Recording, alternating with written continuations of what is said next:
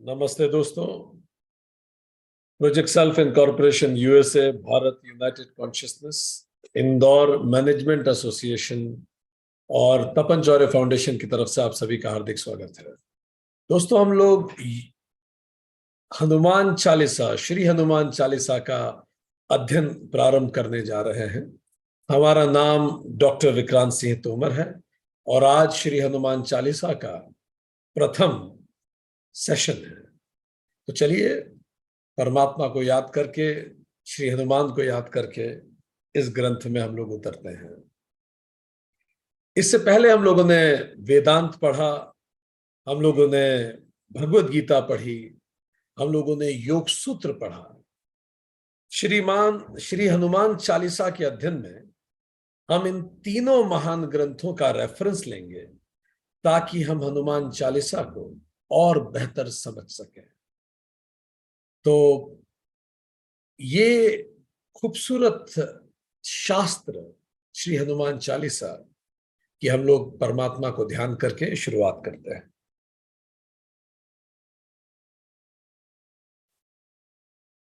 बाल समय रवि भक्ष लियो, तब तीनों ही लोक भयो अंधियारो। ताही सो त्रास भयो जग को, यह संकट काहू सो जात न टारो। देवन आनी करी विनती तब, छाड़ी दियो रवि कष्ट निवारो। को नहीं जानत है जग में, कपि संकट मोचन नाम तिहारो। आज के सेशन को हम 3 भागों में विभाजित करेंगे। पहला, श्री हनुमान कौन है। दूसरा, रामायण क्या है। और तीसरा, हनुमान चालीसा क्या है। तो चलिए शुरुआत करते हैं पहले प्रश्न से जो सबके मन में आता है। कौन है हनुमान? इस प्रश्न के उत्तर के लिए हम भगवत गीता की तरफ चलेंगे। गीता अध्याय 4 श्लोक 7 कहता है, यदा यदा ही धर्मस्य ग्लानिर्भवति भारत, अभ्युत्थान अधर्मस्य तदा आत्मानं सृजामि अहम। यदा यदा ही धर्मस्य, जब जब धर्म की ग्लानि होती है, हे भारत, जब जब धर्म की ग्लानि होती है और अधर्म का अभ्युत्थान होता है, उसका उदय होता है, तदा तदा, तब तब, आत्मनम सृजामि अहम, मैं स्वयं को सृजित करता हूं धरती पर। यदा यदा ही धर्मस्य ग्लानिर्भवति भारत, अभ्युत्थान अधर्मस्य तदा तदा आत्मनम सृजामि अहम। तब तब मैं अपने आप को इस धरती पे सृजित करता हूं। क्यों करता हूं मैं इस धरती पर?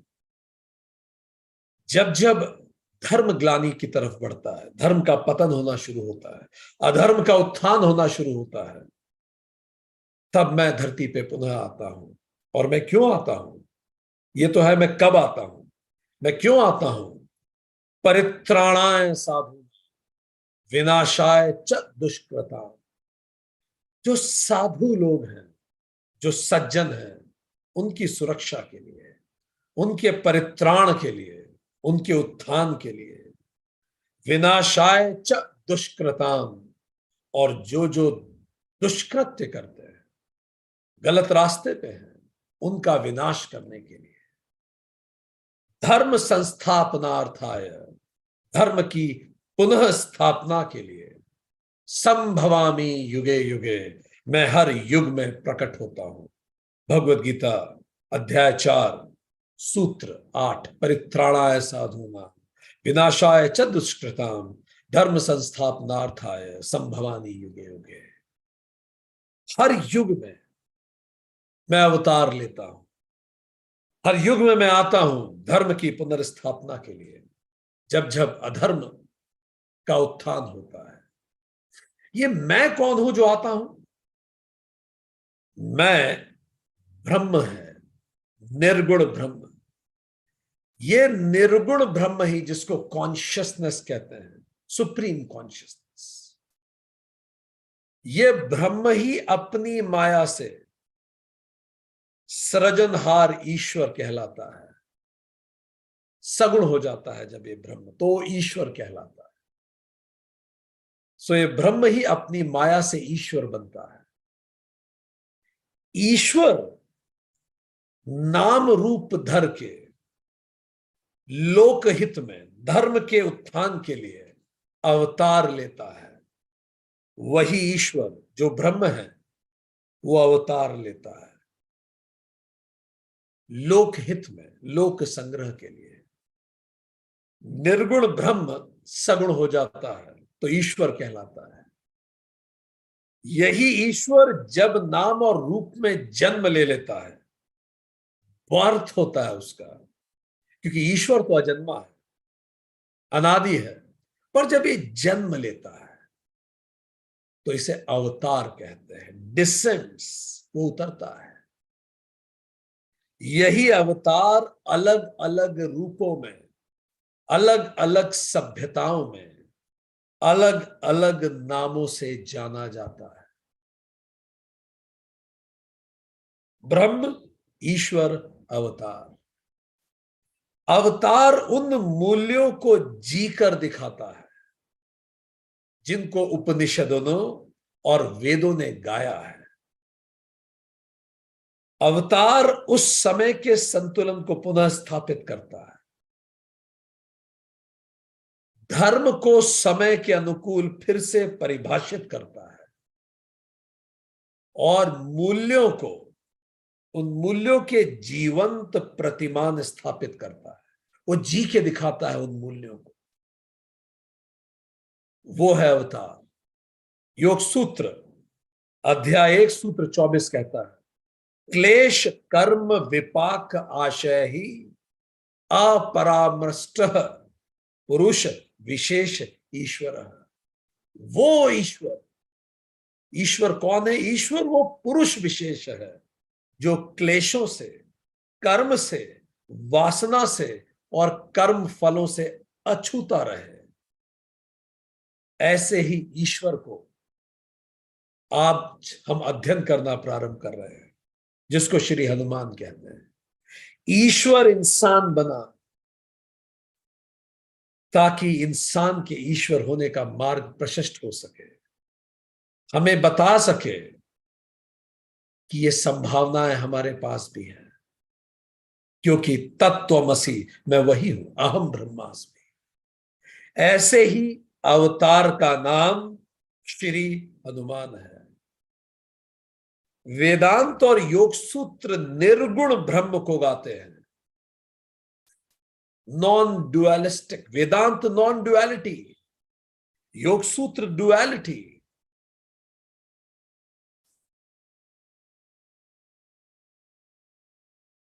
रामचरितमानस सगुण धर्म की व्याख्या करती है।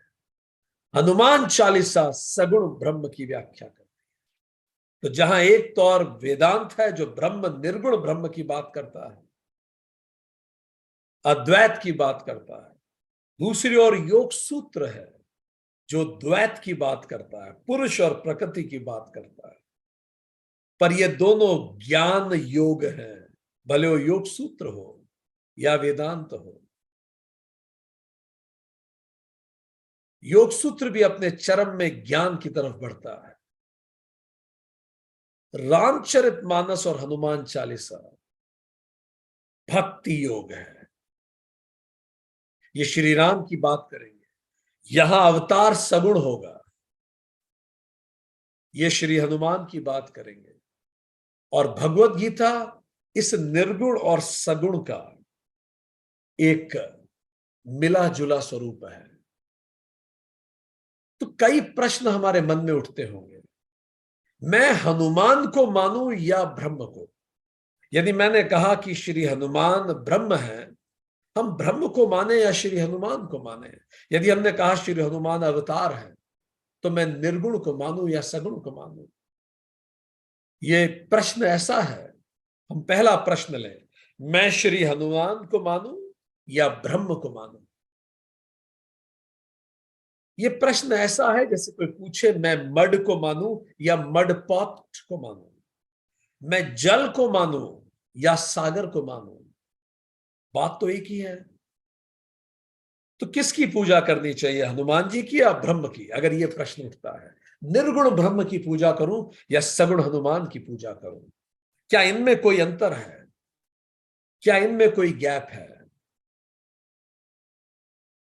पंचदशी कहती है the reality of non duality, अद्वैत की जो वास्तविकता है, it doesn't contradict with the experience of duality if you are wise. यदि आप बुद्धिमान हैं तो आप समझेंगे कि अद्वैत की वास्तविकता द्वैत के अनुभव को कैंसिल नहीं करती। आप अद्वैत की वास्तविकता में जी सकते हैं, उसी के साथ द्वैत के जीवन को भी अपना सकते हैं। द्वैत का जीवन मतलब मैं भक्त एक और वो मेरे भगवान दो, तो हम दो हो गए, भक्त और भगवान दो है, हनुमान और राम, मैं और श्री हनुमान दो हैं। तो रामचरितमानस और हनुमान चालीसा एक रूप में सगुण ब्रह्म की पूजा करते हैं, वेदांत निर्गुण ब्रह्म की पूजा करता है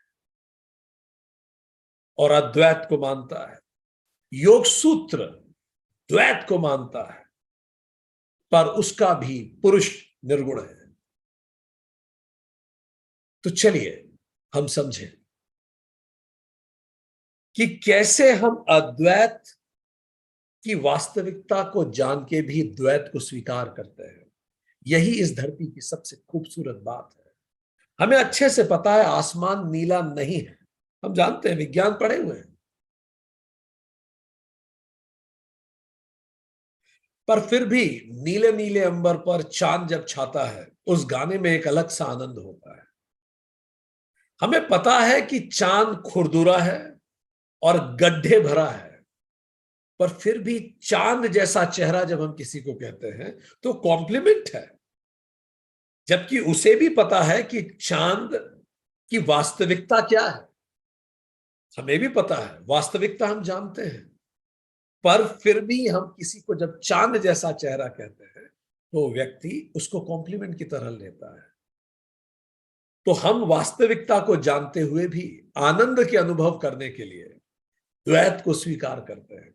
हमें पता है गुलाब लाल नहीं है, हम तो विज्ञान के विद्यार्थी हैं, लाल रंग तो रिफ्लेक्ट करता है, पर फिर भी हम लाल गुलाब पे कविताएं लिखते हैं। तो ये जो नीले आसमान का अनुभव है, जो छदम अनुभव है, वो इस वास्तविकता के साथ रह सकता है कि आसमान कलरलेस है। हम जीते हैं इन वास्तविकताओं को। हम कहते हैं सूरज उगा, हमें पता है सूरज कभी उगता नहीं, कभी अस्त नहीं होता, पर फिर भी हम सनसेट बैठने देखते हैं, हमें दिखता है सनसेट होता, हमें पता है सनसेट नहीं हो रहा है, सनसेट होता नहीं है, पर फिर भी हमारी आंखें वो दिखाती हैं। विज्ञान के विद्यार्थी होते हुए भी उसको देख के हमें आनंद का एहसास होता है, हमें अच्छा लगता है सनराइज देखना, सनसेट देखना।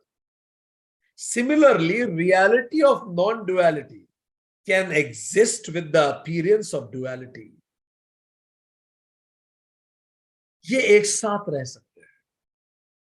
Before enlightenment, duality puts you in delusion. अगर आप सत्य को नहीं जानते तो हो सकता है कि ये जो duality है, द्वैत है, ये आपको कंफ्यूज कर दे कि भगवान अलग है, मैं अलग हूं, ईश्वर और मैं अलग हूं और कभी एक नहीं हो सकते। ये कंफ्यूजन हो सकता है, अलग अलग देखा जा सकता है, पर एक बार जब एनलाइटनमेंट हो जाता है तो ये जो डुअलिटी है ये इमेजिनरी लगती है और व्यक्ति भक्ति के लिए उस मूर्ति में अपने आप को, अपने ब्रह्म को साकार करता है ताकि उसे प्रेम कर सके। सो जब तक एनलाइटनमेंट नहीं होता तब तक अद्वैत, तब तक द्वैत कंफ्यूज कर सकता है, पर एनलाइटनमेंट के बाद द्वैत कंफ्यूज नहीं करता। ये जानते हुए भी कि ये सब कुछ ब्रह्म स्वरूप है, मैं ब्रह्म को हनुमान के रूप में स्वीकार करता हूं, ये जानते हुए भी कि मैं और हनुमान एक ही हैं, पर फिर भी भक्ति के लिए, मेरी भक्ति के उस आनंद के लिए मैं हनुमान को उस रूप में स्वीकार करता हूं और उन्हें प्रेम करता हूं। You know you are Brahman, but you imagine your self separate from Brahman to enjoy the feeling of love, of oneness. तो भक्ति बेस्ड ऑन अद्वैत ही परम ज्ञान है, अद्वैत के आधार पर भक्ति। इसीलिए विवेकानंद कहा करते थे, विदेशों में कहते थे कि मैं बाहर से बड़ा ज्ञानी दिखता हूं पर मैं अंदर से बहुत बड़ा भक्त हूं। और दक्षिणेश्वर का वो संत बाहर से भक्त दिखता है पर अंदर से वो बहुत बड़ा ज्ञानी है। इसलिए रमन महर्षि जैसे ज्ञानी कहा करते थे, यदि तुम खुद को शरीर मानते हो तो परमात्मा का भी रूप है, रंग है, पर यदि तुम खुद को आत्मा मानते हो तो वो भी निर्गुण है। जैसा तुम खुद को देखते हो वैसा तुम उसको देखते हो। यदि तुम खुद को आत्मा मानते हो तो सब कुछ ब्रह्म है, किसी मूर्ति की आवश्यकता नहीं, किसी व्यक्ति की आवश्यकता नहीं। पर यदि तुम खुद को व्यक्ति मानते हो तो उस ब्रह्म को भी अवतार के रूप में मानो और उस अवतार के पद चिन्हों पे चढ़ो। When we project self in God, जब हम भगवान को अपने जैसा मानते हैं, इसी को सगुण ब्रह्म कहते हैं। मेरे भी हाथ पैर हैं, मेरा भी परिवार है, तो मैं भगवान से रिलेट करने के लिए भगवान को भी परिवार के साथ जन्म लिया हुआ मानता हूं और उससे उसके कारण मैं अपने प्रेम को उन पर आरोपित कर पाता हूं। तो we project self in god, इसको सगुण भक्ति कहते हैं। और निर्गुण भक्ति क्या होती है? When we project God in ourselves, जब हम ये माने कि मैं स्वयं ही ब्रह्म हूं, अगर मैं ब्रह्म हूं तो फिर सब कुछ ब्रह्म है, इसी को निर्गुण भक्ति कहते हैं। इसीलिए आदि शंकराचार्य जैसे महान ज्ञानी भी गाते हैं, भज गोविंदम मूढ़ मत्ते, भज गोविंदम मूढ़ मत्ते। अब प्रश्न, कई लोग दूसरा प्रश्न पूछ सकते हैं। तो पहला प्रश्न, हनुमान को पूजूं या ब्रह्म को? जब तक एनलाइटनमेंट नहीं हुआ आपका, जब तक हम खुद को सशरीर मानते हैं, चलिए हनुमान को पूछिए। उनका भी शरीर हमारा भी शरीर, वो भी जन्मे हम भी जन्मे, उनकी भी समस्याएं हमारी भी समस्याएं, वो भी समस्याओं को जीते हम भी जीतेंगे। तो चलिए, जब तक हम मनुष्य हैं वो हमारे आराध्य हैं, वो हमारे भगवान। जिस दिन एनलाइटन हो गया, मैं जान गया हनुमान के पीछे चलते चलते कि मैं ही ब्रह्म हूं, तब तो ये प्रश्न ही समाप्त हो जाएगा, क्योंकि तब हनुमान जी भी ब्रह्म ही तो है। तो स्वतः ये प्रश्न समाप्त हो जाएगा। तो शुरुआत करें जहां से आज हम हैं, यहीं से शुरू करें, क्योंकि आज हम खुद को इस नाम रूप में मानते हैं। तो चलिए नाम रूप में एक ईश्वर के साथ शुरू करें। अब दूसरा प्रश्न, सर पहले आपने कहा था कृष्ण महान है, फिर कभी आपने बीच में शिव जी को भी महान बताया, फिर आपने श्री राम को भी महान बताया, अब हनुमान जी को आप महान कह रहे हैं। मैं किसको मानूं? हनुमान को मानूं, राम को मानूं, कृष्ण को मानूं, शिव को मानूं? ये प्रश्न फिर वैसा ही है कि मैं नदी को मानूं, तालाब को मानूं, कुएं को मानूं, सागर को मानूं या नहर को मानूं? अरे जो आपको पास पड़े उसे माने, जिससे रिलेट कर पाए उसे माने। हैं तो सब जल ही, पर आप जिसको भी माने, अद्वैत के इस यथार्थ को मान के माने कि वो एक ही ब्रह्म के अलग अलग रूप हैं। और जहां मैंने ये कहा कि वो उनसे महान है, अब मैं अपनी दुर्बुद्धि को भी परमात्मा पे आरोपित कर रहा हूं। लंका कांड, हनुमान चालीस, लंका कांड, श्री रामचरितमानस 1.4 सुनिए। शिव द्रोही मम भगत कहावा, श्री राम कह रहे हैं, शिव द्रोही मम भगत कहावा, सो नर सपने हु मोही न पावा। ऐसा व्यक्ति जो शिव का द्रोही हो और मेरी पूजा करता हो, ऐसा व्यक्ति तो सपने में भी मुझे नहीं पा सकता। जो शिव की आलोचना करता हो और राम का भगत हो, श्री राम कह रहे हैं वो सपने में भी मुझे नहीं पा सकता। आगे कहते हैं लंका कांड में, शंकर विमुख भगति चह मोरी। एक व्यक्ति जो शंकर से विमुख है और मेरी भक्ति चाहता है, सो नारण की मूढ़ मति थोरी। ऐसा नर वो मूढ़ है, मूर्ख है और उसमें मति बहुत कम है, अगर वो इनको अलग मानता है। शंकर विमुख भगति चह मोरी, सो नार की मूढ़ मति थोरी। तो श्री राम कहते हैं उसमें अकल बहुत कम है, वो मूढ़ है अगर वो ऐसी बातें भी करता है। लंका कांड 2 कहता है, श्री राम कहते हैं, शंकर प्रिय मम द्रोही, शिव द्रोही मम दास। ऐसा जो व्यक्ति है कि शंकर को प्रेम करता हो, बिल्कुल अब उल्टा बता रहा है, और मुझे धिक्कारता हो। शंकर प्रिय मम द्रोही या शिव द्रोही मम दास, या कोई ऐसा व्यक्ति हो जो शिव का द्रोही हो और मेरा दास हो। इनका क्या होता है वो बता रहे हैं, ते नर करही कल्प भरी। पूरे कल्प तक ते नर करही कल्प भरी, घोर नरक महुबास। ऐसे लोग घोर नरक में जाते हैं जो इस तरह की बातें करते हैं कि शिव महान है, कि विष्णु महान है, कि राम महान है, कि हनुमान महान है। वो शायद इस अद्वैत को नहीं समझ पा रहे। वो है एक ही, वो रूप लेके आते हैं। जिस भी रूप से आप जोड़ सके खुद को, उस रूप को स्वीकार कर ले। शंकर प्रिय मम द्रोही, शिव द्रोही मम दास, ते नर करही कल्प भरी, घोर नरक महुबास। तो हनुमान के हृदय में श्री राम है, श्री राम के हृदय में शिव है, शिव के हृदय में कृष्ण है, विष्णु है, और कृष्ण के हृदय में ब्रह्म है, और हनुमान स्वयं ही ब्रह्म है। यह है सा। भगवान कृष्ण गीता में कहते हैं, अध्याय 10 श्लोक 20, अहम आत्मा गुड़ाकेश सर्वभूताशय स्थित। हे गुड़ाकेश, मैं सभी भूतों में स्थित आत्मा हूं। मैं एक ही तो हूं सकते हैं। पर सामान्य नेत्रों से तो हनुमान, शिव, राम, कृष्ण ही दिखेंगे। सामान्य नेत्रों से तो ये मूर्ति ही दिखेगी। सामान्य नेत्रों से तो कृष्ण की मूर्ति और हनुमान की मूर्ति अलग अलग दिख सकती है। इसलिए भगवान कृष्ण कहते हैं, अध्याय 11 श्लोक 8 याद कीजिए, न तो माम शक्य से द्रष्टुम अनेन।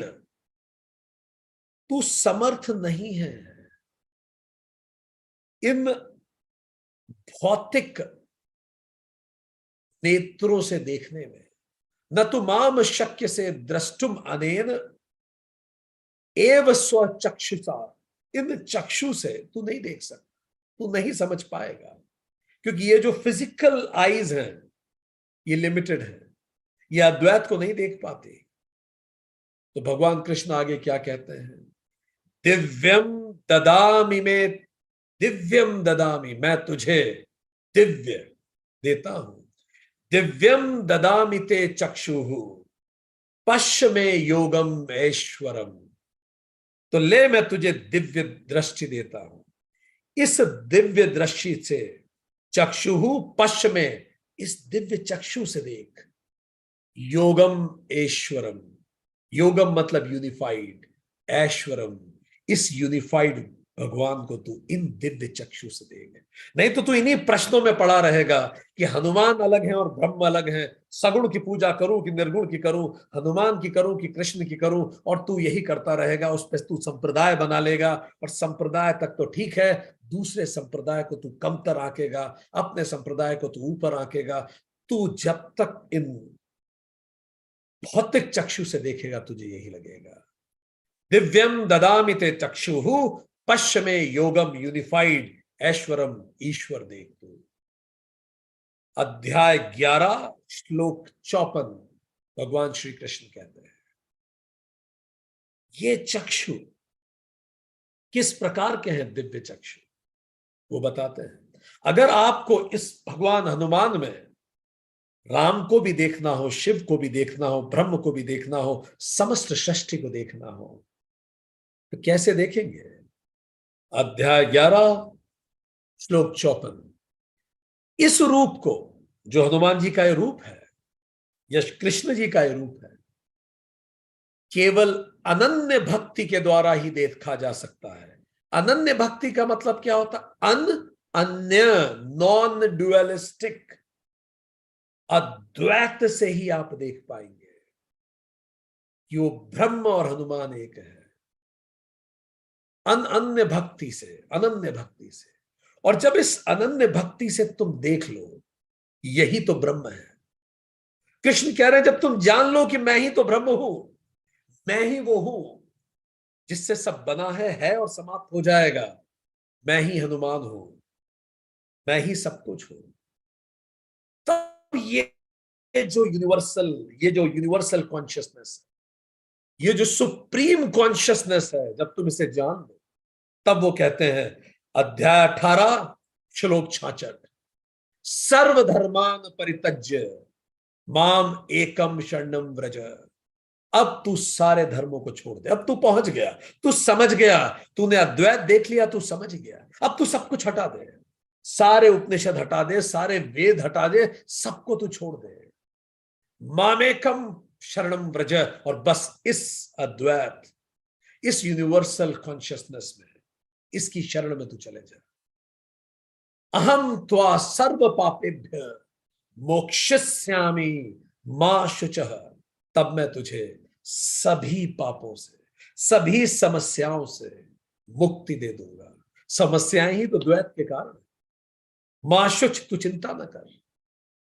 तो हनुमान कौन है?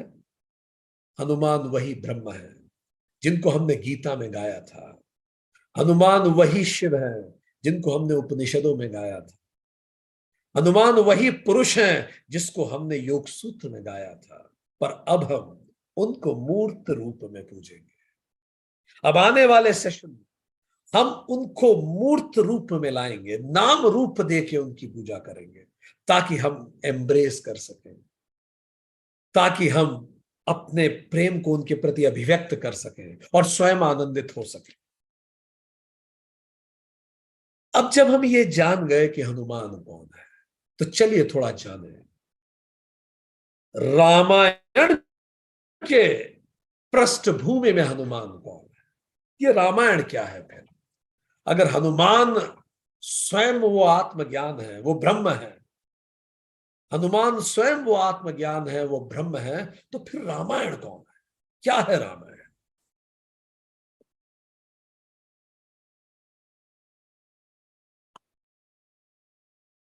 दशरथ नाम के एक राजा हुए।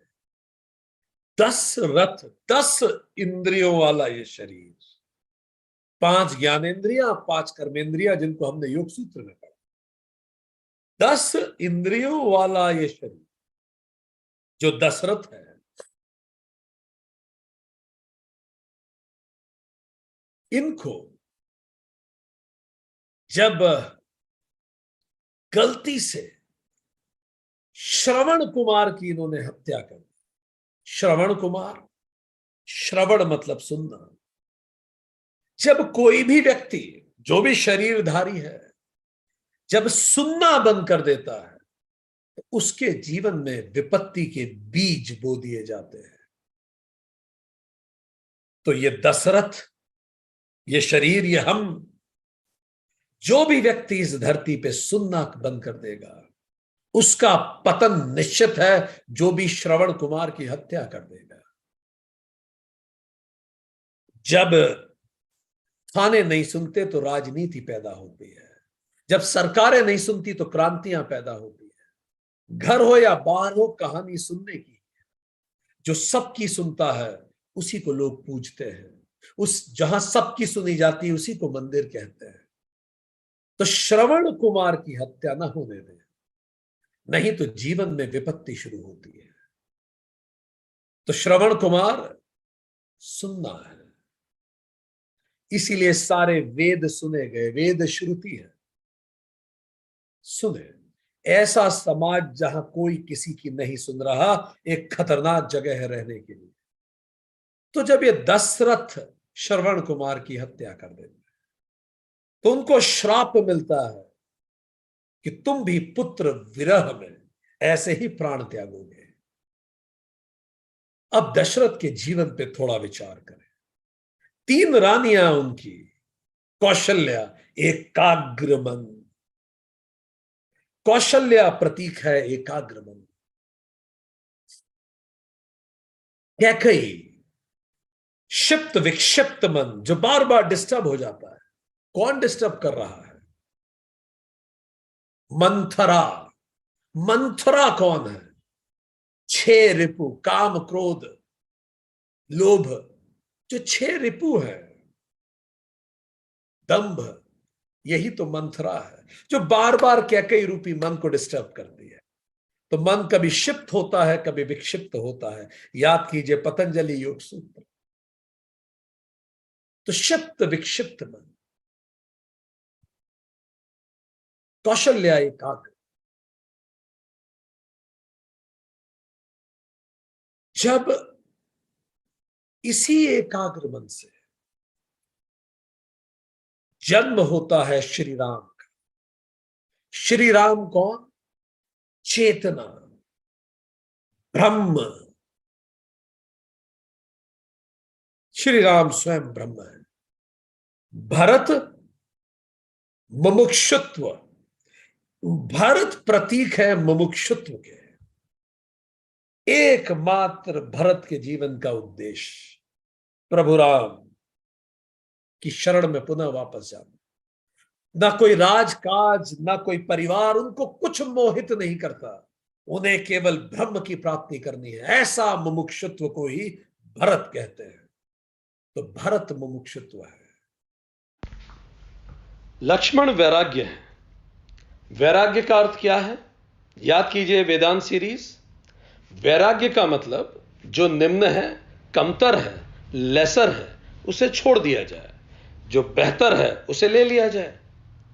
Dispassion, remove the lesser and go for what is higher. तो लक्ष्मण वैराग्य है। शत्रुघ्न शत संपत्ति है। शत्रुघ्न अधिकार देते हैं। शत्रुघ्न ही श्रद्धा है, उपरति है। तो शत्रुघ्न है श्रद्धा, लक्ष्मण विवेक है, भरत मुमुक्षुत्व है, श्री राम ब्रह्म है, चेतना है। जिन्होंने वेदांत सीरीज का अध्ययन किया है वो जानेंगे भरत लक्ष्मण शत्रुघ्न अधिकारत्वम है। यही अधिकार देते हैं कि आप राम के करीब जाएं, आप ब्रह्म के करीब जाएं। अगर आप में मुमुक्षुत्व नहीं है, विवेक वैराग्य नहीं है और आप में श्रद्धा नहीं है, तो आप कभी ब्रह्म को नहीं पा पाएंगे। ऐसी एकाग्र मन से चेतना का जन्म हुआ, श्री राम का जन्म हुआ, श्री राम का जीवन बढ़ा। श्री राम के जीवन में सभी लोग आए।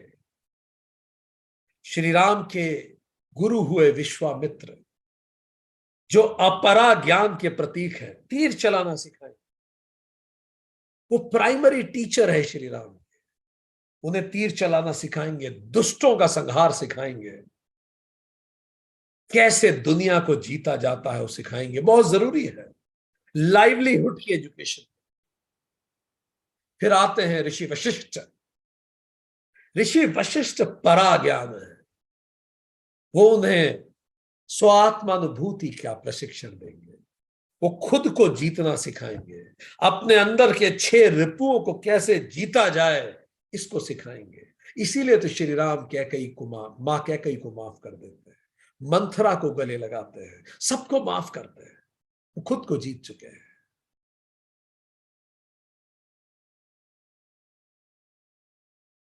निषाद राज सत्संग है जिनसे श्री राम मिलते हैं। सत्संग के बीच में अपने आप ज्ञान का उदय होता है।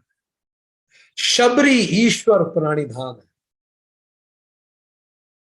पूर्ण समर्पण ईश्वर के प्रति। अहिल्या तप तप है।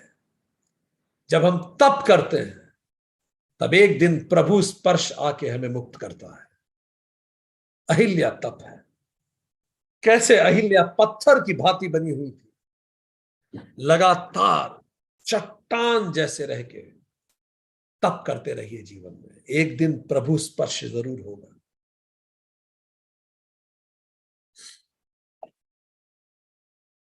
ये सब प्रभु राम के जीवन के अलग अलग किरदार हैं। अब आगे बढ़े। मां सीता अंतःकरण है, मन है। ये जो मन है, जो हमेशा राम में ही लगा रहता है, लगा रहना चाहिए। मन में हमेशा प्रतिबिंब रहे ब्रह्म का, सत्य का, मोक्ष का। पर कभी कभी मन भटक सा जाता है। स्वर्णमृग माया है। जब वो स्वर्णमृग में मन भटकता है, माया खींच ले जाता है, तो मन का हरण हो। कामना रूपी पुष्पक विमान इस मन को उड़ा ले जाता है और स्वर्ण मृग से सीधे स्वर्ण लंका तक मन पहुंच जाता है। पर जब ये उड़ा कर ले जाता है कामना रूपी विमान, कामनाएं जीवन की इतनी सारी, ये खरीदूं वो खरीदूं, यही तो पुष्पक विमान है, फट से यहां से वहां पहुंचा देता है। इतनी कामनाएं हमारे मन की। उस दौरान बुद्धि रूपी जटायु रोकता है।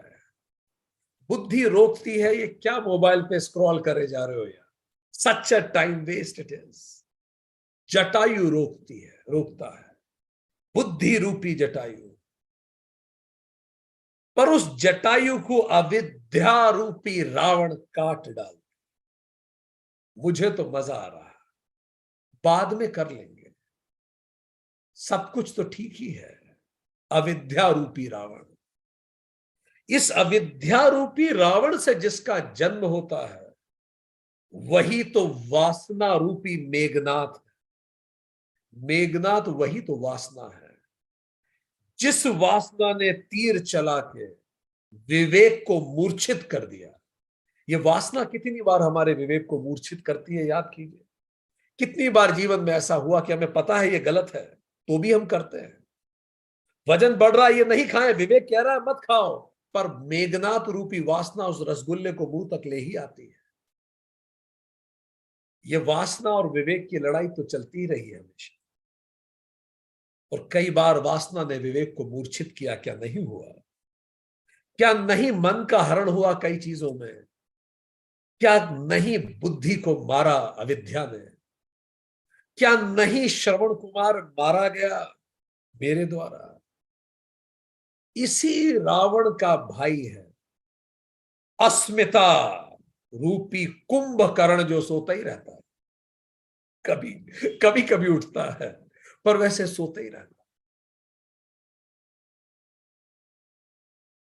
ब्रह्म को भूल के मैं एक निद्रा में ही तो हूं, जिसको मैं जीवन कहता हूं। अगर मैं ब्रह्म को नहीं जानता तो ये जीवन निद्रा ही है जिसमें कुंभकर्ण सोया हुआ है। अस्मिता है ब्रह्म कुंभकर्ण। अहिरावण जो एक और भाई है रावण का, वो है राग द्वेष अभिनिवेश। याद कर लीजिए, पूरा योग सूत्र है ये। अविद्या रावण, अस्मिता कुंभकर्ण, अहिरावण राग द्वेष अभिनिवेश। तो विभीषण कौन है? स्वाध्याय। इस पंच क्लेशों के बीच में स्वाध्याय रूपी दीपक जलाइए। विभीषण है स्वाध्याय। जैसे इस स्वाध्याय रूपी दीपक जलता है, वही जो शोक वाटिका है, माया युक्त जीवन ही तो शोक वाटिका है, वो बन जाता है अशोक वाटिका। माया मुक्त जीवन, कोई शोक नहीं। कुमति, बैड हैबिट्स। फिर ये जो, जब सीता मां का अपहरण हो जाता है तो चेतना रूपी श्री राम अंतःकरण रूपी माया की तरफ फिर से, मन की तरफ फिर से चलते हैं। इन दोनों का मेल होना जरूरी है, मन फिर से ब्रह्म में लग जाए। इस दौरान जब हम अपने जीवन के लक्ष्य की ओर बढ़ते हैं तो कुमति रूपी बाली सामने आके रास्ता रोकता है। बैड हैबिट्स, बाली। कई बार लाइफ में बैड हैबिट्स हो जाती है, पर हमें साथ देना होता है सुमति रूपी सुग्रीव का। गुड हैबिट्स का हमें साथ देना है। सुमति इस सुग्रीव, ताकि हम इन दोनों जगत में से सही जगत का चुनाव कर सके। कौन से दो जगत? एक तो लंका है जो भौतिक जगत है, इसका जलना निश्चित है। सारा भौतिक जगत, ये शरीर लंका है, ये घर लंका है, ये सब चीजें लंका ही है। सब कुछ लंका है। जो कुछ भौतिक है वो लंका है, वो तो भस्माभूत होने के लिए बना है। तो दूसरा जगत कौन सा है? आध्यात्मिक जगत जो अयोध्या है। अयोध्या, जहां कोई युद्ध ना हो। अयोध्या जिसे युद्ध से ना जीता जा सके, जहां युद्ध ना होता हो, जहां हमेशा शांति रहती, कोई फ्लक्चुएशन ऑफ माइंड ना हो, नो मॉडिफिकेशन ऑफ माइंड। अंदर का कितना हमारे अंदर युद्ध चलता रहता है। ऐसी जगह जहां कोई युद्ध ना हो, मन शांत रहे हमेशा, उसी को अयोध्या कहते हैं। और जिसको जलना ही है वो लंका है। तो जब हम सुमति का साथ देते हैं तो लंका को जला पाते हैं, लंका को जला पाते हैं। लंका को जलाने, लंका को हराने के लिए जब हम बढ़ते हैं तो कई राक्षसियां रोकती हैं, सिंह का रूपी कर्म बंधन बांधते हैं। जब हनुमान जी उड़ के गए थे तो एक कर्म बंधन सिंह का रूपी जो राक्षसी थी उसने रोकने की कोशिश। ये कर्म बंधन है। सुरसा हमारी इच्छाएं हैं, मुंह फाड़ती चली जाती। जब छोटे से तो इतनी सी इच्छाएं थी, अब इतनी बढ़ गई, इतनी बढ़ गई, मुंह फाड़ती चली जाती। इतनी इच्छाएं हमारी, सुरसा ही तो है वो। लंकिनी हमारे संस्कार हैं जो इस भौतिक जगत की सुरक्षा करते हैं। संस्कार इतने सालों के, ये बचा के रखना, ये खत्म ना हो जाए। तो इन लंकिनी, इन सुरसाओं को, इन सिंहिकाओं को आत्मज्ञान रूपी हनुमान समाप्त करते हैं। फिर चेतना का अंतर्नाद, जिसको अंगद कहते हैं, लंका की जमीन पे जाता है और जोरदार रूप से अपना पैर रखकर घोषणा करता है, अहम ब्रह्मास्मि, ब्रह्म ही सत्य है। आत्मज्ञान रूपी श्री हनुमान तो लंका को जला ही चुके। अंतरांतरिक वॉइस, इंटरनल वॉइस रूपी अंगद घोषित करते हैं। फिर भी जब नींद नहीं खुलती कुंभकर्ण की, अस्मिता रावण की अविद्या समाप्त नहीं होती, तो बनाना पड़ता है एक राम सेतु। अष्टांगिक मार्ग वही राम सेतु है जो हमने योग सूत्र में पढ़ा था। कर्म योग, उपासना योग और ज्ञान योग, भक्ति योग, राजयोग जो हमने वेदांत में पढ़ा था, ये वही राम सेतु जिससे हम लंका को जला के, लंका को खत्म करके मन जो हरण हो गया है उसको वापस अयोध्या की तरफ ले जाएंगे। ये बनता कहां है राम सेतु? इस भव सागर में। ये जो सागर है जिसमें मैं जीता हूं, सागर नहीं है क्या? आज हाई टाइड है, कल लो टाइड है। आज जीवन में कुछ हो रहा है, कल कुछ हो रहा है। आज ज्वार भाटा आ रहा है, किसी के जीवन में बचपन में ज्वार भाटा आया था, बचपन में उन्होंने माँ बाप को खो दिया था। किसी के जीवन में यौवन अवस्था में ज्वार भाटा आया, जीवन में किसी व्यक्ति की मृत्यु हो गई। किसी के जीवन में वृद्धावस्था में ज्वार भाटा आता है, जीवन में कुछ गलत हो जाता है। हम सबके जीवन में अलग अलग समय ज्वार भाटा आते रहते हैं, कभी जीवन एक जैसा चला है किसी का, कुछ न कुछ हर समय होता रहता है। यही तो सागर है। इसी भवसागर के ऊपर बंधना है अष्टांगिक मार्ग रूपी सेतु, वही है राम सेतु। उसी की बात भगवान कृष्ण गीता में करते हैं। कर्म योग, भक्ति योग, ज्ञान योग, उपासना योग, यही तो राम सेतु है। और फिर मेरे अंदर का जो बंदर है, एनिमल इंस्टिंक्ट है मेरे अंदर, जो बार बार ये खाऊं, ये खरीदूं, इसको पालूं, ऐसे कर लूं, ये जो बंदर जैसा मन उछलता रहता है, इसको बंदर को बानर सेना बनाना पड़ेगा। बानर सेना कौन है? Controlled animal instinct. अब वो बंदर नहीं, वो राम काज में लग गया है पूरी तरह से।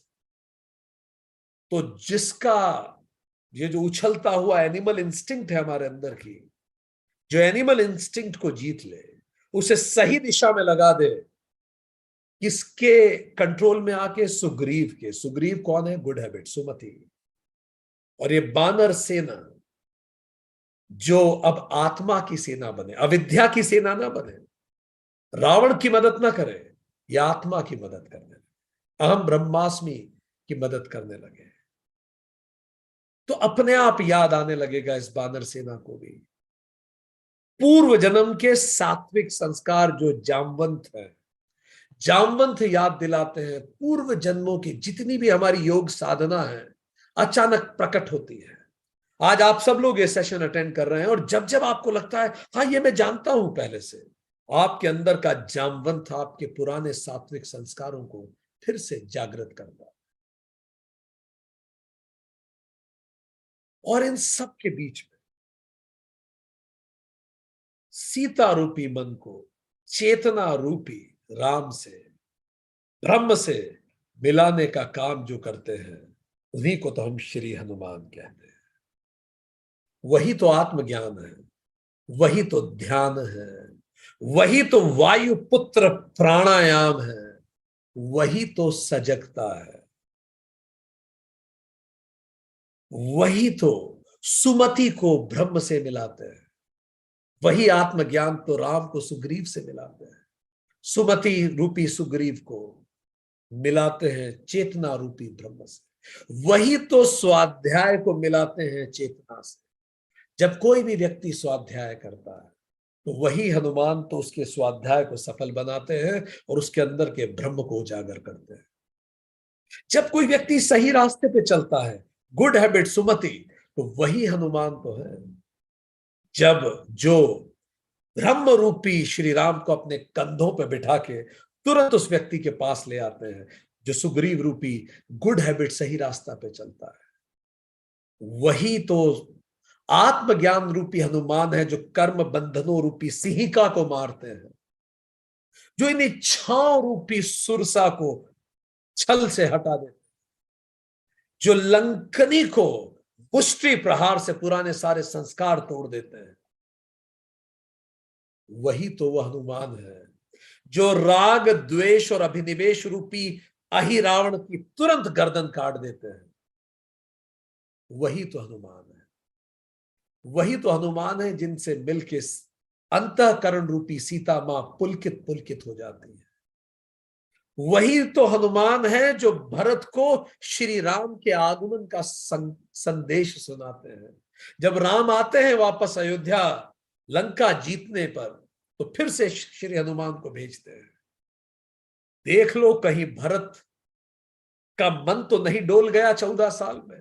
ऐसा तो नहीं हुआ हनुमान जरा देख के आओ कि भरत का मन ही लग गया हो राजकाज में। भरत का मुमुक्षुत्व देखने फिर से आत्मज्ञान आता है। वही तो है हनुमान जो शोक वाटिका रूपी जीवन को अशोक वाटिका बनाते हैं, ताकि पूरा जीवन ही एक सुंदर कांड बन जाए। वही तो हमारे हनुमान है। उन्हीं हनुमान की व्याख्या, वही जो ब्रह्म है, वही जो राम है, वही जो शिव भी है, वही जो पवन पुत्र है, उन्हीं की कथा हम शुरू करेंगे। उन्हीं की कथा रची बसी है पूरी रामायण में। ना बिना राम के हनुमान हो सकते, ना बिना हनुमान के राम हो सकते, और बिना राम हनुमान के रामायण ही हो सकती। और यही गाथा रामायण की सदियों से सुनाई जाती रही। सबसे पहले इस गाथा को सुनाया प्रथम योगी शिव ने पार्वती जी को। मंत्र मुग्ध होकर शिव ने पार्वती को इस गाथा को सुनाया। राम राम के जीवन की गाथा, हनुमान के संकल्पों की गाथा। इस गाथा को जब पार्वती जी को सुनाया गया, पार्वती जी जो स्वयं प्रकृति है, शिव जो स्वयं ब्रह्म है, ब्रह्म ने प्रकृति के रोम रोम को यह गाथा सुनाई है। रामायण की गाथा, राम की गाथा, हनुमान की गाथा। तो पूरी प्रकृति स्थिर होकर उस गाथा को सुना। पक्षियों ने सुना, परिंदों ने सुना, मछलियों ने सुना।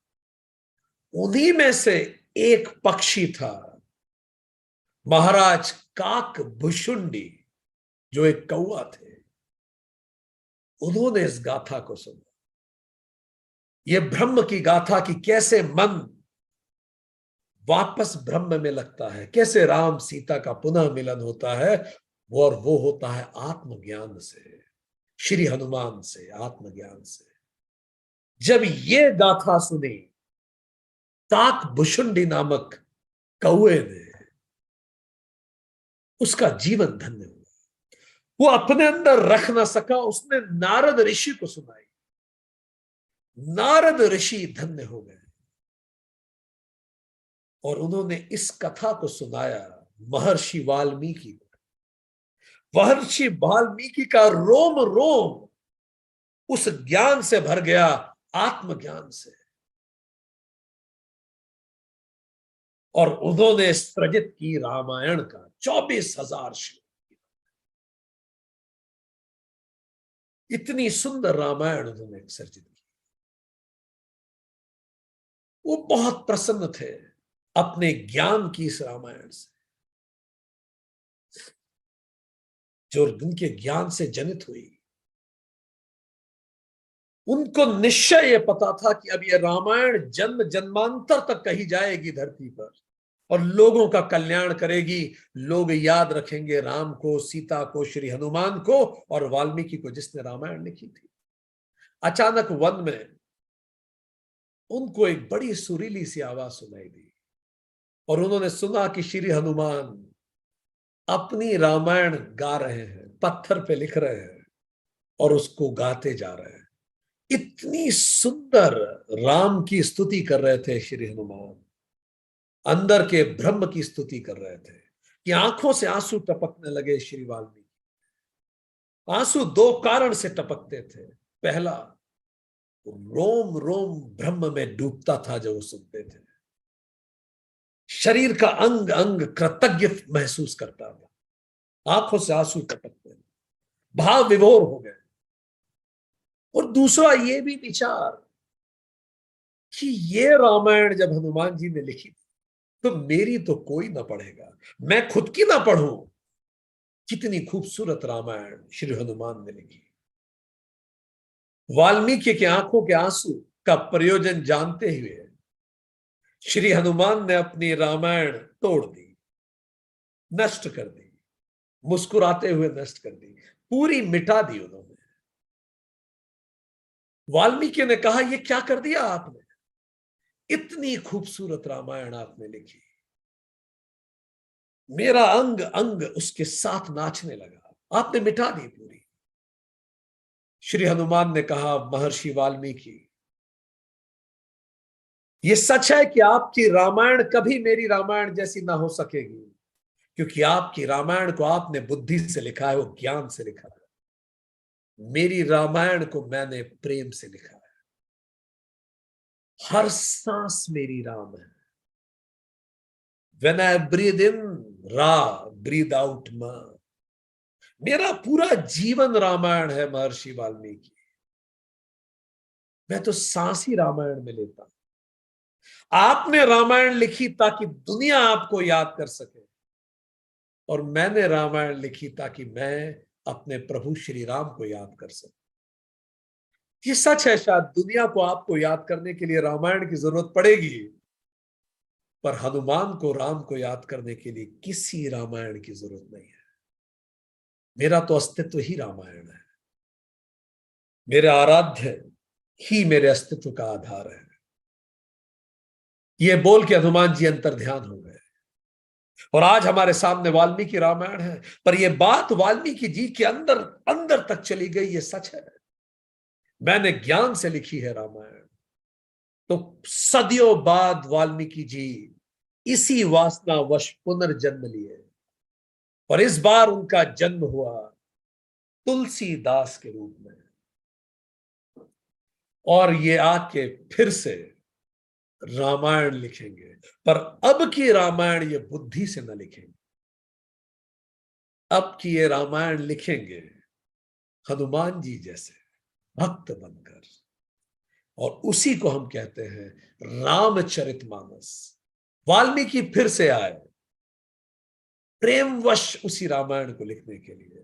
तो ये जो रामचरितमानस है, ये जो हनुमान चालीसा हम पढ़ेंगे, ये सारे बुद्धि को एक तरफ रखिए, इसको हृदय से पढ़िए, इसको उसी आत्मा से पढ़िए जिसमें ब्रह्म का वास है। एक एक शब्द अपने आप में बात करने लगेगा। इस रामचरितमानस के रचयिता और इस हनुमान चालीसा के रचयिता तुलसीदास जी। हनुमान चालीसा तुलसीदास जी ने रचित की। वो एक संत कवि थे 16वीं शताब्दी में। राजापुर चित्रकूट में उनका जन्म हुआ। 1511 में उनकी मृत्यु 1623 में। ऋषि महर्षि वाल्मीकि का पुनर्जन्म उनके रूप में हुआ। अवधी भाषा में उन्होंने लिखी। आम व्यक्ति रामायण संस्कृत में, अवधी भाषा में उन्होंने लिखी। इतिहास कुछ ऐसा कभी पढ़ने में आता है कि अकबर के जमाने की बात है, टोडरमल और अब्दुल रहीम खान खाना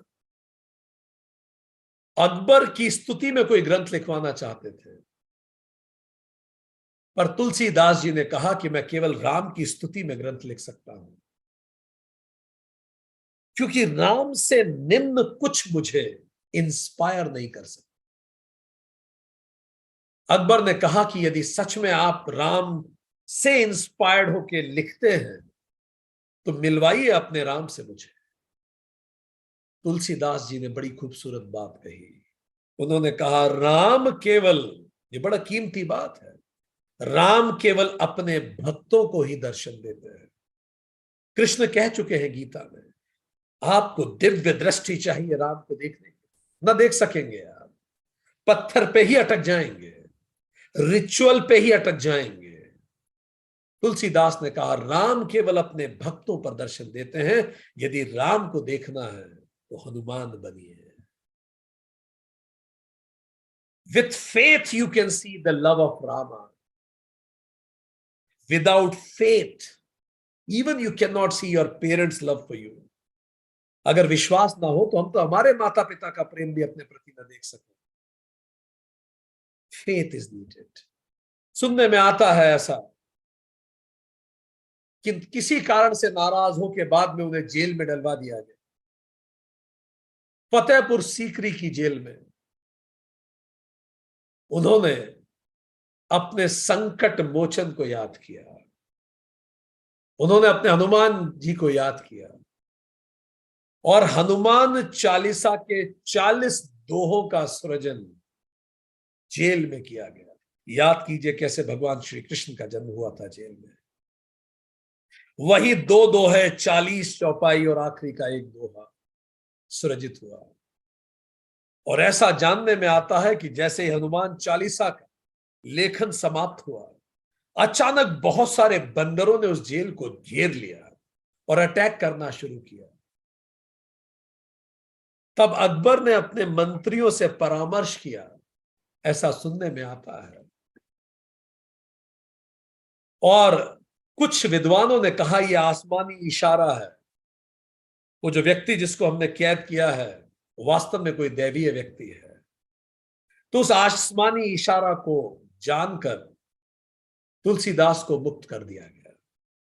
जैसे श्री कृष्ण के जन्म से ही सारे बंधन खुल जाते हैं, सारे बंद द्वार खुल जाते हैं, वैसे ही श्री राम के, श्री हनुमान के स्मरण मात्र से ही भक्त के सारे संकट समाप्त हो जाते हैं। 7 बार पाठ कर जोई, छूट ही बंधन महासुख। इस तरह से हनुमान चालीसा का। तुलसीदास का भी जीवन बड़ा कष्टप्रद जीवन था। उनका जब राजापुर ग्राम में जन्म हुआ तो जन्म के अगले ही दिन उनकी माता की मृत्यु हो गई। तुलसीदास जी, उस शिशु ने पहला शब्द ही बोला राम। वाल्मीकि के ही तो अवतार थे, उनका नाम ही पड़ गया राम बोला, क्योंकि वो राम बोला। पर चूंकि जन्म के अगले दिन ही मां की मृत्यु हो गई, पिता को लगा कि यह पुत्र अनिष्टकारी है और पिता ने पुत्र को त्याग दिया और उसे चुनिया नाम की एक दासी को दे दिया गया। विधाता को जाने क्या मंजूर था। जब ये राम बोला 5 साल के हुए तो चुनिया नामक दासी का भी निधन हो गया। राम बोला अनाथों की तरह गली गली भटकने लगे। पर जब अंदर का विद्यार्थी तैयार होता है तो प्रकृति का हर जर्रा जर्रा गुरु बन जाता है। गुरु श्री नरहरि बाबा ने इस बालक को आश्रय दिया और अपने साथ वही ले आए जहां आने के लिए ये पैदा हुए थे, अयोध्या। और वहां गुरु नरहरि बाबा ने इस राम बोला नामक बालक को राम मंत्र की दीक्षा दी और इनको नाम दिया गया तुलसीदास। तुलसीदास का जन्म हुआ अयोध्या में, राम बोला का जन्म हुआ राजापुर में। 29 वर्ष की आयु में रत्नावली से शादी हो गई तुलसीदास जी की, पर गौना नहीं हुआ था। तुलसीदास जी के जीवन में पहला रिश्ता था जिसको अधिकार से अपना कह सकते थे। मां थी नहीं, पिता ने त्याग दिया, जिन्होंने बड़ा किया उनकी मृत्यु हो गई, कोई रिश्तेदार नहीं आसपास। शादी हुई, जीवन का पहला रिश्ता जिसको पकड़ के कह सकते थे मेरा है। पहली बार जीवन में पहली बार राग का उदय हुआ। द्वेष तो किसी के प्रति उनमें था ही नहीं, पर राग था, राग का उदय, मेरा रिश्ता। वो अपनी पत्नी की याद में इतना व्याकुल हो गए, गौना तो हुआ नहीं था, कि अंधेरी रात में उफनती यमुना नदी को तैर के उस तरफ पहुंचना चाहा। तेज यमुना के फ्लो में एक शव बहता हुआ जा रहा था, उस मुर्दे को पकड़ के तैरते हुए उस जगह पहुंच गए। अपने पत्नी के गांव में पहुंचे, राग से भरपूर, सीधे अपनी पत्नी के शयन कक्ष में पहुंचे। रत्नावली ने इतनी रात को इस स्थिति में पति को अकेला पाया, अकेले देखकर चौंक गई वो। तुलसीदास ने कहा इसी क्षण गौना करके लेके जाता हूं। लोकलाज, माता पिता के सामने शर्मिंदा होने की संभावना, इस सब के कारण रत्नावली नाराज हो गई। उन्होंने कहा कि आप जाएं, यह तरीका नहीं है गौना करने का, सही समय होने पे सब कुछ होगा। पर उन्होंने फिर से आग्रह किया। उनकी ये जिद देख के रत्नावली को गुस्सा आया और यही डिसिसिव मोमेंट था। रत्नावली ने कहा अस्थि चर्ममयी देह, ये जो मेरी देह है, जो अस्थि हड्डियां और चमड़ी से मिलके बनी है, अस्थि चर्ममयी देह ये, तासो ऐसी प्रीति, इससे इस कदर प्रीति है आपको। नेक जो होती राम से, तो काहे भव भीति। अगर इसकी थोड़ी भी प्रीति आपने राम से कर ली होती, जिसके नाम की दीक्षा ली है, जिसका नाम पहली बार बोला है, तो काहे भव बीती, तो इस भवसागर में पढ़ते ही नहीं आप कभी। मानो जन्म जन्म के संस्कार पुनः जागृत हो गए, वो सब यादें, वो सब राम भक्ति पुनः जागृत हुई, वो चुपचाप लौट गए। ये मानो कोई आकाशवाणी थी जो बिजली सी गिरी। ये इनका तीसरा जन्म था। पहला जन्म राम बोला के शरीर का हुआ, दूसरा जन्म गुरु से हुआ, और अब तीसरा जन्म अंतरात्मा से। अब ये तुलसीदास थे पूरी तरह से राममय।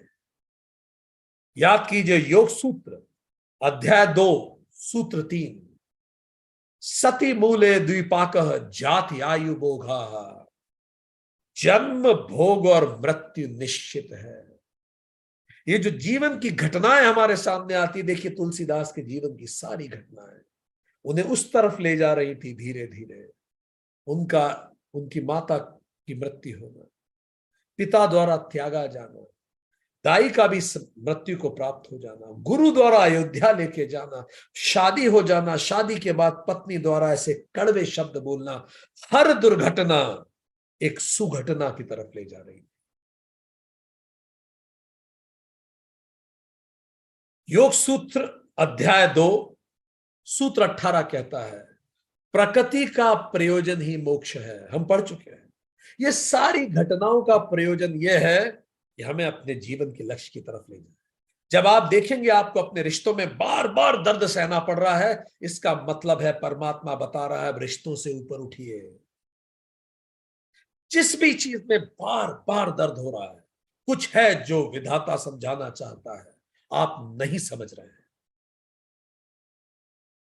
कुछ समय बाद तुलसीदास जी के पिताजी की भी मृत्यु हो गई। वहां से वो काशी चले गए और वहां राम कथा कहते हैं। अब आप तो जानते हैं जहां भी राम कथा होती है, जहां भी राम कथा होती है, वहां श्री हनुमान तुरंत आ जाते हैं। वो तो चिरंजीवी हैं, तो हनुमान जी वहां आके उनकी कथा सुनते थे। कोई सुने ना सुने, हनुमान जी सुनते थे। वो कहते ही इतनी सुंदर थी। और हनुमान जी ने अंततः उन्हें दर्शन दिए। गहरी साधना में जब बैठे थे तो अपने हनुमान जी ने उन्हें दर्शन दिए और उन्होंने कहा यहां नहीं, चित्रकूट में जाओ, वहां राम मिलेंगे। बस हनुमान जी ने जैसा कहा, तुरंत वो चित्रकूट पे पहुंच गए। चित्रकूट में बैठ के ध्यान लगाने लगे। एक दिन चित्रकूट में बैठे थे, 2 राजकुमार घोड़ों पे सवार होकर उनके सामने से निकले। तुलसीदास उनको देखते ही रहे, बड़े सुंदर से थे, पर तुलसीदास पहचान न सके कि वही तो राम लक्ष्मण थे। तुलसीदास न पहचान सके कि वही तो राम लक्ष्मण थे। हनुमान जी ने फिर से तुलसीदास को दर्शन दिए। बोला ध्यान से देखो, यहां मिलेंगे तुम्हें श्री राम। उन्होंने बताया वो जो 2 राजकुमार थे वही तो राम लक्ष्मण थे, तुम देख ही ना पाए। वो तुम्हें दर्शन देने आए थे। विशेष पश्य ना करो, गौर से देखो, राम पुनः दिखेंगे, राम दिखेंगे। कैसे हनुमान जी उंगली पकड़ के हर साधक को राम की तरफ ले जाते हैं। यही उनकी कृपा है। जब भी इस धरती पे कोई अच्छा काम धारित करता है, उसकी उंगली अदृश्य रूप से हनुमान पकड़ लेते हैं। बस आप एक सात्विक उद्देश्य लीजिए, व्यापार कर रहे हैं उसको सात्विक उद्देश्य से जोड़िए, देखिए हनुमान जी आपकी उंगली पकड़ लेंगे। आप अध्ययन कर रहे हैं, किसी एग्जाम की तैयारी कर रहे हैं, उसको सात्विक उद्देश्य से जोड़िए, स्वार्थी नहीं, सात्विक। देखेंगे हनुमान जी तुरंत आपकी उंगली थाम लेंगे, जैसे उनकी थामी। एक दिन तुलसीदास जी बैठ के श्री राम की मूर्ति के लिए चंदन घिस रहे थे। वहीं अचानक एक छोटा सा बालक आया, वो बोला बाबा हमें चंदन चाहिए, क्या थोड़ा सा आप चंदन दे सकते हैं? इससे पहले कि तुलसीदास जी कुछ कहते हैं, हनुमान जी आप देखिए कितने सहृदय हैं। हनुमान जी को लगा कि ये कहीं फिर से राम को पहचानने में ना भूल कर जाए। हनुमान जी राम को हर रूप में पहचान सकते हैं। हनुमान जी जान गए थे बालक राम है, दर्शन देने आ गए। पर ये फिर ना भूल जाए, फिर मना ना करते चंदन देने से। तो हनुमान जी ने तत्काल रूप लिया एक छोटे से बालक का, छोटे से तोते का। तुरंत तोते का रूप लेके उसी पेड़ पे बैठ गए जहां बालक और तुलसीदास जी आपस में बात कर रहे थे। और तोता का रूप लेके तोते ने क्या कहा सुनिए। हनुमान जी ने कहा, चित्रकूट के घाट पर भई संतन की भीड़, तुलसीदास चंदन घिसे, तिलक देत रघुबीर।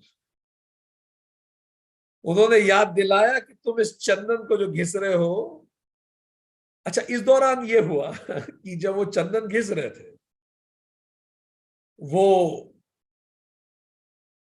पहचान नहीं पाए। पर जैसे ही उन्होंने ये कहा कि चित्रकूट के घाट पर भई संतन की भीड़, तुलसीदास चंदन घिसे, तिलक देत रघुबीर, तो तोते को देख के वो बालक मुस्कुराने लगा। और बालक ने वो जो घिसे हुए चंदन में उंगली लगाई और तुलसीदास के सर पे लगा दी चंदन। तिलक देत रघुबीर। बस वो पल था, तुलसीदास अपने सुध बुध खो बैठे। तुलसीदास को एक नए जन्म में श्री राम के दर्शन हो गए। राम ने स्वयं अपने हाथ से मस्तक पर चंदन लगाया। ना जाने किस रूप में आकर नारायण मिल जाएगा, निर्मल मन के दर्पण में वह राम के दर्शन पाएगा। जर्रे जर्रे में राम है, हमें देखना आना चाहिए। हर जगह राम है और हमें दिखाने में मदद करेंगे श्री हनुमान, क्योंकि हनुमान जी ही तो आत्मज्ञान है। अब उनका पूरा जीवन बदल गया। गहन ध्यान में गौरी और शिव की प्रेरणा से अब जब उन्होंने ध्यान लगाया, तो जब वो राम को जान चुके थे, तो शिव जी और गौरी जी ने प्रेरणा दी कि अब अयोध्या जाओ वापस। चित्रकूट में राम मिल गए, वापस अयोध्या जाओ। 1661 में रामनवमी के दिन उन्होंने रामचरितमानस की रचना प्रारंभ की। 2 साल 7 महीने 26 दिन में 7 कांडों की पूरी रामचरितमानस समाप्त हुई। वहां से वो फिर से काशी गए, क्योंकि भगवान शिव ने ही कहा था अयोध्या जाओ, वहां सृजित करो राम कथा। तो भगवान शिव के आदेश से अयोध्या गए, वहां पूरी रामचरितमानस लिखी। और रामचरितमानस जब उन्होंने लिखी तो फिर वापस काशी आए और भगवान विश्वनाथ और माता अन्नपूर्णा को हनुमान चालीसा रामचरितमानस सुनाई। भगवान शिव और माता पार्वती प्रथम श्रोता बनी इस रामचरितमानस की। स्वयं हनुमान आंखों में प्रेम के आंसू लिए इस विहंगम दृश्य को देख रहे, कैसे दास तुलसीदास राम की कथा, ब्रह्म होने की कथा स्वयं ब्रह्म शिव को सुना रहे थे। स्वयं प्रकृति उस कथा में आनंदित थी और आत्मज्ञान रूपी हनुमान उसके साक्षी थे। रात को उन्होंने रामचरितमानस वहीं काशी विश्वनाथ में रख दी, जो उसकी पहली प्रति थी। सुबह जब पट खुले तो उस पहली प्रति पे लिखा पाया गया, सत्यम शिवम सुंदरम, सत्यम शिवम सुंदरम। सो दोस्तों, आइए मिलके आत्मज्ञान रूपी हनुमान चालीसा में हम उतरे, ताकि हमारा पूरा जीवन एक सुंदर कांड बन जाए और हम सत्यम शिवम सुंदरम से प्रेरित हो जाए। तो एक क्विक रिकैप करते हैं। हमने जाना कि हनुमान कौन है, पहला प्रश्न था। हमने जाना ब्रह्म ही अपनी माया से सृजनहार ईश्वर बनता है। ईश्वर ही नाम रूप जब धरता है तो उसे अवतार कहते हैं, और यही अवतार मानवीय मूल्यों को जी के बताता है। और इसी प्रकार का एक अवतार, इसी तरह इसी अवतार को हम हनुमान नाम से जानते हैं। वेदांत निर्गुण को अद्वैत ब्रह्म को पूजता है, योग सूत्र निर्गुण पर द्वैत को पूजता है, रामचरितमानस और हनुमान चालीसा सगुण और द्वैत को पूजते हैं, और गीता निर्गुण और सगुण को जोड़कर बताती है कि द्वैत और अद्वैत केवल देखने के दो नजरिए हैं, मूल में सब कुछ एक ही है। तो मैं किसको मानूं? हमारा पहला प्रश्न था, हनुमान को मानूं या ब्रह्म को मानूं? तो हमने ये जाना इस प्रश्न के उत्तर के रूप में, the reality of non duality can exist with the appearance of duality. मुझे पता है मैं भी ब्रह्म हूं, हनुमान भी ब्रह्म है, पर फिर भी जब मैं उनको एक मूर्ति के रूप में, एक मेरे आराध्य के रूप में अपने सामने रखता हूं, तो मैं अपने प्रेम को उन पर आरोपित करके आनंदित हो पाता हूं। मुझे पता है कि चांद खुरदुरा है, पर फिर भी वो आनंद देता है। तो मैं, before enlightenment duality puts you in delusion, but after enlightenment duality imagined for the sake of pure bhakti is more beautiful than non duality itself. इसलिए आदि शंकर भज गोविंदम कहते हैं, इसीलिए रमन महर्षि अरुणाचलम शिवम की पूजा करते हैं, इसीलिए रामकृष्ण परमहंस काली के भक्त बनते हैं। उन सबको पता है कि सब कुछ ब्रह्म है, पर भक्ति आनंदित करती है, डूबे रहने के लिए प्रेरित करती है, एक पल के लिए भी भूलते नहीं फिर हम, इसीलिए हम हनुमान को साधते हैं। तो मैं हनुमान को मानूं, राम को, कृष्ण को या शिव को? हमने जाना हनुमान के हृदय में राम है, राम के हृदय में शिव है, शिव के हृदय में कृष्ण, कृष्ण के हृदय में ब्रह्म, और हनुमान ही ब्रह्म है। पर गीता में कृष्ण ने कहा कि तुम इन्हें सामान्य नेत्रों से न देख सकोगे, दिव्य दृष्टि चाहिए, और दिव्य दृष्टि ही नॉन ड्युअलिटी है, अद्वैत की अनन्य भक्ति चाहिए। और जब मैं अनन्य भक्ति से जान सकूंगा ये सभी कुछ ब्रह्म है, मैं, आप, राम, हनुमान, हम सब एक हैं, और जब मैं इस सत्य के लिए अपने आप को समर्पित कर दूंगा, सर्वधर्मान परित्यज्य मामेकम शरणम व्रज, तो मेरे सारे पाप समाप्त हो जाएंगे, मुझे कोई चीज परेशान नहीं करे। यही हनुमान है। हमने ये जाना कि रामायण क्या है। हमने जाना कि रामायण, जब ये 10 इंद्रियों वाला शरीर सुनना बंद करता है तो जीवन में परेशानियां शुरू होती हैं, और कैसे एकाग्र मन रूपी कौशल्या से चेतना रूपी श्री राम का जन्म होता है, मुमुक्षुत्व रूपी भरत, विवेक रूपी लक्ष्मण और श्रद्धा रूपी शत्रुघ्न कैसे उन राम के चारों तरफ रहते हैं, अहिल्या रूपी तप, ईश्वर प्राणिधान रूपी शबरी, सत्संग रूपी निषाद राज, वशिष्ठ रूपी पराज्ञान और विश्वामित्र रूपी अपराज्ञान उस राम तक पहुंचने के माध्यम है। और इसीलिए क्षिप्त विक्षिप्त मन रूपी कैकेयी को जब शतरिपु परेशान करते हैं, तब सीता रूपी मन जो अंतःकरण है वो स्वर्ण रूपी माया, स्वर्ण मृग रूपी माया की तरफ देखता है, और उससे कामना रूपी पुष्पक विमान से अविद्या रूपी रावण उसका हरण कर लेता है, और उस हरण को रोकने में जटायु, बुद्धि रूपी जटायु घायल हो जाता है। राम अस्मिता रावण, अविद्या रूपी रावण अस्मिता रूपी कुंभकर्ण और राग द्वेष अभिनिवेश रूपी अहिरावण के साथ इस मन का हरण करता है।